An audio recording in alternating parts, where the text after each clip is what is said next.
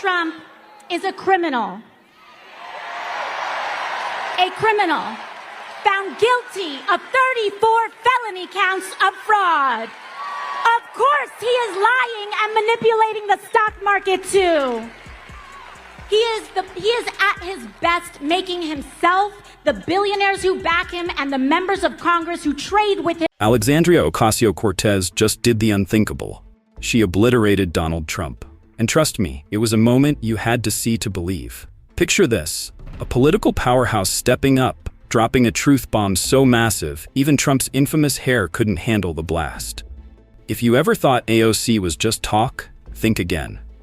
She turned up the heat and left Trump scrambling for excuses like a kid caught red-handed with their hand in the cookie jar. And just when you thought it couldn't get any messier, boom. The Queen of Burns made Trump look like he walked straight into a flaming trash heap on Truth Social.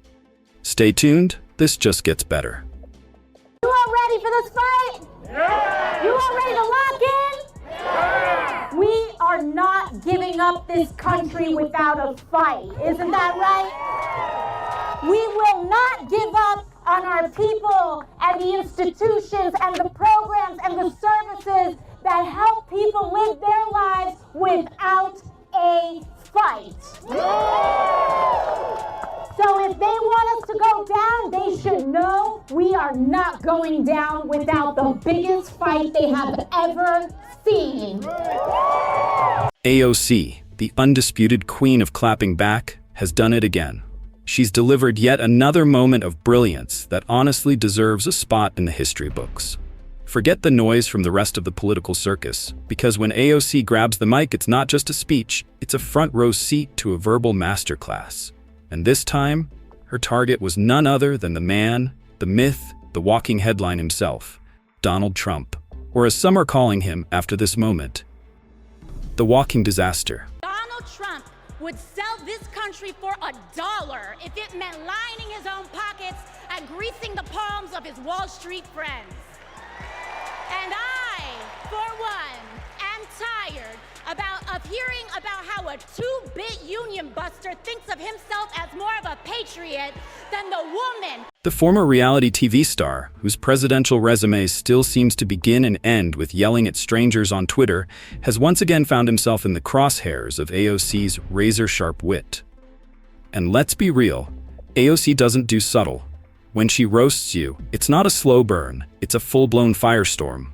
The kind that leaves behind nothing but ashes, smoke, and a bruised ego, wondering what just hit it. And I'm here to tell you today, Montana, that we don't have to live like this anymore. We can make a new world, Montana, a better country, where we fight for the dignity of all people. And it looks like living wages, Missoula. It looks like stable housing, Montana. It looks like guaranteed health care for all people, America. And it looks like respect for all our differences, no matter who we are or where we come from. As expected, Trump was in full meltdown mode, throwing tantrums and flailing around like a wind-up toy on a sugar rush. He wasn't making coherent points. It was more like watching a kid scramble to explain their bad behavior, only the explanation made no sense, and neither did the behavior in the first place. But AOC? She didn't flinch. She didn't need to play nice. She stood her ground, calmly watching as the clown car that was the Trump administration flung its doors open and let the chaos unfold like a bad sitcom with no punchline. Missoula, what I'm about to say is a matter of fact and not debate. Donald Trump is a criminal. He was found guilty of 34 felony counts of fraud. Here's the thing about Trump. The man is basically a bad sequel that keeps getting rebooted. Same plot, same chaos, same disaster. And yet somehow, he's still the center of attention. Just when you think we've reached the final chapter of this twisted franchise, bam! He's back again. Another round of nonsense, somehow more absurd than the last. And people? They still show up, watching in horror, in disbelief. Like they can't look away from the political car crash that is his career. He's got the staying power of a horror movie villain. Except now, no one's scared, just tired, frustrated, exhausted. But AOC, she's built different. She's like the indie film of politics, sharp, smart, edgy, and packed with real commentary that actually hits home. While the political world spins its wheels in the same old Trump drama loop, AOC is out here writing a new script, one that actually makes sense. She's not just here for the drama, she's here to torch the nonsense and build something real. No empty promises, no over-the-top theatrics, just truth, clarity, and a whole lot of courage. Every time she steps into the ring, it's not just a takedown.